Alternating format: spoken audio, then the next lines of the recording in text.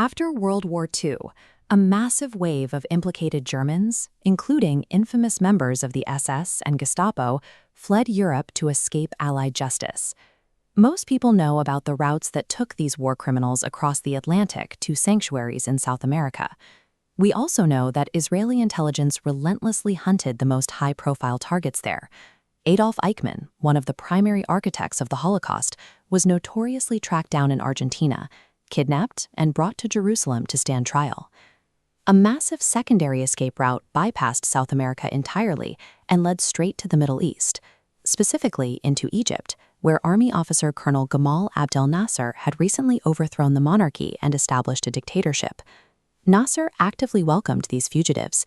He gave them sanctuary because their goals aligned perfectly with his own. Nasser wanted to see the complete destruction of the State of Israel, but his military lacked the domestic capabilities to execute that vision. The former SS officers, propagandists, and technicians flowing into Cairo provided the exact ideological and technical machinery Nasser needed to build his war machine. To strike Israel directly, Nasser needed ballistic missiles. The idea to build domestic Egyptian rockets actually started under the man Nasser overthrew, King Farouk, who commissioned the first studies back in 1952. To turn those studies into actual weapons, Nasser recruited some of the most brilliant aerospace engineers available, former Nazi scientists from West Germany and Austria. Many of these men had worked directly on the infamous V-2 rocket program during the war and were eager for the lavish pay and protection Cairo offered. They were put to work at a highly secretive military installation known as Factory 333. By July 1962, the world got a look at their progress when Egypt held a massive military parade, publicly unveiling two new liquid-fueled ballistic rockets, the Al-Zafir and the Al-Kahir. The rockets themselves were alarming, but an Austrian scientist working inside the Egyptian program, Dr. Otto Jach, developed severe misgivings about what these weapons were actually meant to carry. He secretly contacted Israeli intelligence and revealed that the missiles were never intended for conventional explosives. This chart shows a massive anomaly in international trade. Cairo had just used a Swiss dummy corporation to purchase a quantity of radioactive cobalt equivalent to 25 times what a nation of that size would need for standard medical purposes. Nasser planned to load the rocket warheads with chemical, biological, and specifically radioactive waste, turning them into massive dirty bombs. But to deploy a dirty bomb effectively, you need precision. The unguided rockets shown at the parade couldn't hit a specific city block. The German scientists were actively developing the complex electronic guidance systems required to lock those radioactive payloads accurately onto Israeli population centers. Nasser's rhetoric of mass extermination had graduated into a fully funded, strictly scheduled engineering project, waiting only for a few key scientists to finish the math before those rockets could launch.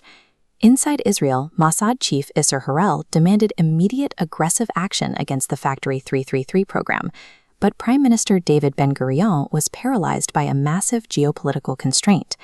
Israel's very survival depended on a secret pipeline of heavy weapons flowing directly from West Germany.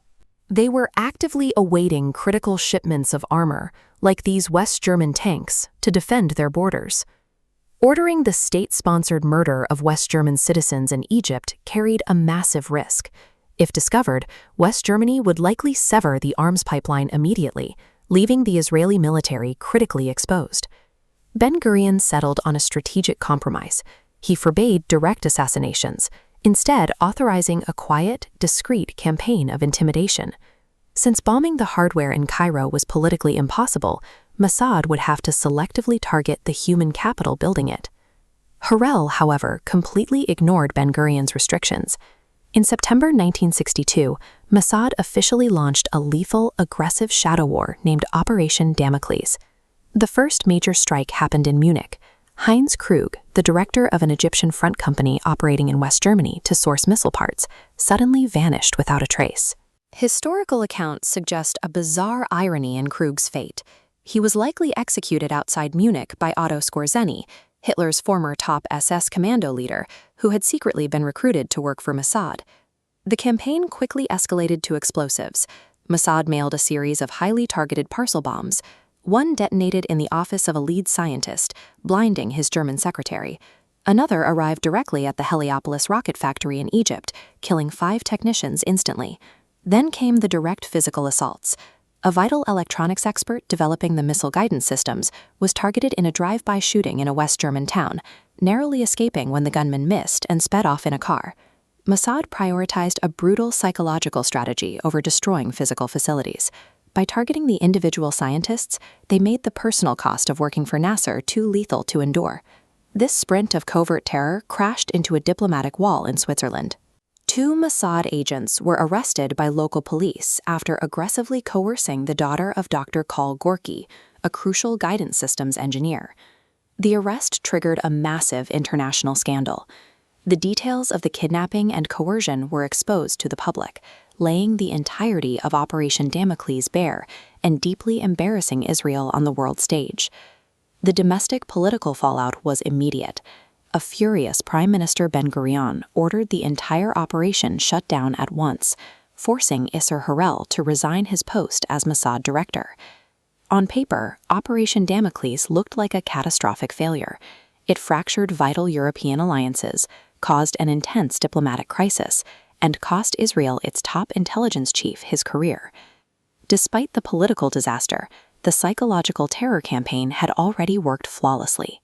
Utterly spooked by the sudden disappearances, the blinding explosives, and the drive-by shootings, the vast majority of the German and Austrian scientists packed their bags. By the end of 1963, they had fled Egypt for good. Stripped of its intellectual capital, Factory 333's ballistic program collapsed entirely. The rockets never achieved accurate flight. A frustrated Nasser was forced to abandon his radioactive ambitions and instead beg the Soviet Union for standard Scud missiles. Israel neutralized an existential threat without dropping a single bomb on an Egyptian factory. By severing the flow of knowledge, they proved that in asymmetric warfare, destroying a weapon's architect is just as effective as destroying the weapon itself.